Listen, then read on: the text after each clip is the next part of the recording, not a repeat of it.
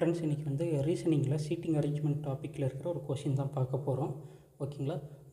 First வந்து கொஷினை முதல்ல வாசிச்சுப்போம். 5 people ABCDE are sitting around a table. One of them is facing outside opposite to centre and the other 4 are facing centre. ஓகேங்களா? ஒரு 5 பேர் சீட்டில் உட்காந்துருக்காங்க. அது ரவுண்ட் டேபிளில் ஒருத்தங்க மட்டும்தான் வெளியே பார்த்த மாதிரி உட்காந்துருக்காங்க, மீதி எல்லோரும் சென்டரை பார்த்த மாதிரி உட்காந்துருக்காங்க. ஓகேங்களா? ஃபஸ்ட்டு வந்து இந்த மாதிரி கொஷின்லாம் பார்த்த உடனே பயந்துடக்கூடாது. ஓகேங்களா? என்ன இவ்வளோ பெருசு இருக்குது அப்படின்னு சொல்லி இது வந்து டைம் கன்சியூம் பண்ணோம் அப்படின்னு கூட நினச்சிடக்கூடாது. இதில் இருக்கிற ஒரு சின்ன ஒரு ட்ரிக்கை சொல்லித்தரேன். அது எப்படி அப்ரோச் பண்ணுறதுங்கிறத பார்க்கலாம். ஃபஸ்ட்டு வந்து கொஷினை வாசிச்சிருவோம் ஃபுல்லாக. ஓகேங்களா? C is facing center and is sitting at the second place to the left of D. B is sitting to the second right of D. A is sitting to the immediate left of both C and D. E is sitting to the immediate right of B.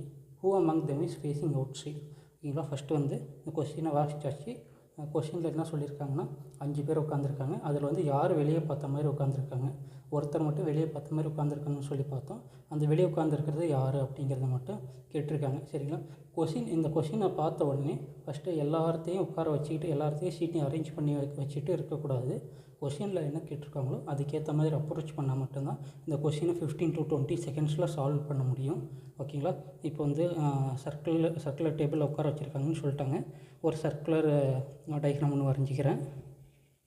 சரிங்களா? First வந்து 5 பேர் இருக்காங்கன்னு சொல்லியிருக்காங்க. 1 2 3 4 5. ஓகேங்களா? ஒரே ஒருத்தர் மட்டும்தான் out side face பண்ண மாதிரி உட்காந்துருக்காங்கன்னு சொல்லி கொஸ்டினில் சொல்லியிருக்காங்க. சரிங்களா? அதை மட்டும் அவுட் சைடு ஏரோ மார்க் போட்டுக்கிறேன். மீதி எதுக்கும் ஏரோ மார்க் போட வேணாம். ஓகேங்களா? நான் இப்போ ஏரோ மார்க் போட்டுட்டு இருந்தோன்னா ஓகேங்களா, அதை வந்து கொஷினை அப்ரோச் பண்ணுறப்போ இந்த மாதிரி கொஷின்ஸ் வந்து எஸ்எஸ்சி, ரயில்வே, என்ட்ரன்ஸ் எக்ஸாம் அந்த மாதிரி இதெல்லாம் கேட்பாங்க. இந்த ப்ரைவேட் ஜாப்ஸோட எக்ஸாம் அந்த மாதிரி இதெல்லாம் கேட்பாங்க. 30 to 1 minute 30 seconds to 1 minute தான் கொடுப்பாங்க. அந்த மாதிரி டைமில் ஒவ்வொரு இதுக்கும் ஏரோ மார்க் போட்டுட்டு அழகு பார்த்துட்டு இருந்தோம்னா அந்த நேரத்தில் நமக்கு வந்து டைமும் நிறையா கன்சியூம் ஆகும். இதை சீக்கிரம் அப்ரோச் பண்ணுறது ஒரு ஏதாவது கொஷின் மார்க்காக தான் இருக்கும். ஓகேங்களா? ஃபஸ்ட்டு வந்து இந்த கொஷினை பார்த்ததில் ஒரே ஒரு இதை மட்டும் சொல்கிறாங்க, சிஎஸ் ஃபேஸிங் சென்டர். ஓகேங்களா? இந்த சிஏ மட்டும்தான் ஃபேஸிங் சென்டர்னு சொல்கிறாங்க. ஓகேங்களா? அடுத்தது வந்து டி பார்த்தோன்னா 3 இடத்துல சொல்லியிருக்காங்க. இங்கே ஒன்று, இங்கே ஒன்று, இங்கே ஒன்று. ஓகேங்களா? இந்த கொஷினை எடுத்தோடனே ஃபஸ்ட்லேருந்து சால்வ் பண்ணுறத விட கொஷின் என்ன கேட்டிருக்காங்க, யார் ஃபேஸிங் அவுட் சைட், அதுக்கேற்ற மாதிரி சால்வ் பண்ணலாம். ஓகேங்களா? இப்போது ஒரு பிரைட் ஸ்டூடெண்ட்டாக இருந்தால் இந்த ப்ராக்கெட் போட்டிருக்கேன் பாருங்கள், இந்த பாயிண்ட்டை மட்டும்தான் பார்ப்பாங்க. ஓகேங்களா? A is sitting to the immediate left of both C and D. ஓகேங்களா? ஏ எங்கே இருக்காங்கன்னா சிக்கும் டிக்கும் 2 பேருக்கும் லெஃப்டில் இருக்காங்கன்னு சொல்கிறாங்க. இது எப்படி பாசிபிள் ஆகும்னா, ஒருத்தர் வந்து ஆப்போசிட்டாக இருந்து இன்னொருத்தர் 2 பேரும் ஆப்போசிட்டாக இருந்தால் தான் நடுவில் இருக்கிறவர் ஒரே பொசிஷன், அதாவது ஒன்று லெஃப்டாக இருக்கணும், அப்படி இல்லைனா ரைட்டாக இருக்கணும். ஓகேங்களா? இதுக்கு பாசிபிளாக இருக்கும். ஓகேங்களா?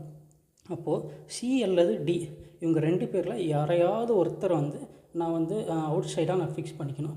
அதாவது ஒருத்தர் இன்சைடாகவும் இன்னொருத்தர் அவுட் சைடாகவும் ஃபிக்ஸ் பண்ணிக்கணும். ஓகேங்களா? சி வந்து ஃபேஸிங் டுவர்ட்ஸ் சென்டர் அப்படின்னு சொல்லிட்டாங்க. நான் வந்து என்ன பண்ணுறேன், டி அவுட் சைடாக ஃபேஸ் பண்ணிக்கிறேன். ஓகேங்களா?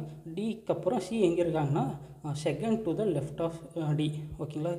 2வது ஸ்டேட்மெண்ட்டில் சொல்லியிருக்காங்க, C is facing, first statement facing centre and sitting second to the left of D. First left, second left C இருக்காங்க. ஓகேங்களா?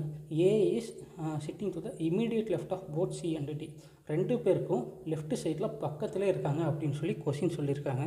ஓகேங்களா? 2 பேருக்கு பக்கத்துலனா சிக்கு லெஃப்ட்டில் ஏ ஃபிக்ஸ் பண்ணுற அதே தான் பார்த்தோம்னா டிக்கு லெஃப்ட்லேயே இருப்பாங்க. ஓகேங்களா? இப்போது 2 பேருக்கும் கொஷினில் சொன்ன மாதிரி லெஃப்ட்டில் வந்தாச்சா, அப்போது நமக்கு டி அவுட் சைடில் ஃபேஸ் ஆனால் மட்டும்தான் இந்த ஸ்டேட்மெண்ட், அதாவது இந்த A is sitting to the immediate left of both C and D அப்படிங்கிற அந்த ஸ்டேட்மெண்ட் பாசிபிளாக இருக்கும். நான் எல்லாரையும் ஃபிக்ஸ் பண்ணிவிட்டு உட்காந்துருக்கல. இந்த statement E is sitting to the immediate right of B, இந்த ஸ்டேட்மெண்ட்டே நான் ஒமிட் பண்ணிட்டேன். அதே போல் B sitting to the second left right of D, இந்த ஸ்டேட்மெண்ட்டே நான் வந்து ஃபுல்லாக ஒமிட் பண்ணிட்டேன்.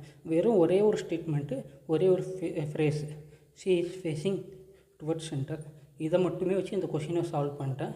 இந்த மாதிரி கொஷின்ஸ் எல்லாம் பார்த்தோன்னா கேட்குறப்போ நம்ம ஃபுல்லாத்தையும் படிச்சுக்கிட்டு ஃபுல்லாக ஒரு சர்க்கிள் போட்டு எல்லாரையும் ப்ளேஸ் பண்ணிட்டு அதுக்கப்புறம் தான் ஆன்சர் கண்டுபிடிக்கணுன்றதில்ல. இதே போல் கொஷினுக்கு ஏற்ற மாதிரி கொஷினை படிச்சுட்டு நம்ம வந்து அப்ரோச் பண்ணாலே இந்த கொஷின்ஸ்லாம் சால்வ் பண்ணிடலாம். தேங்க்யூ.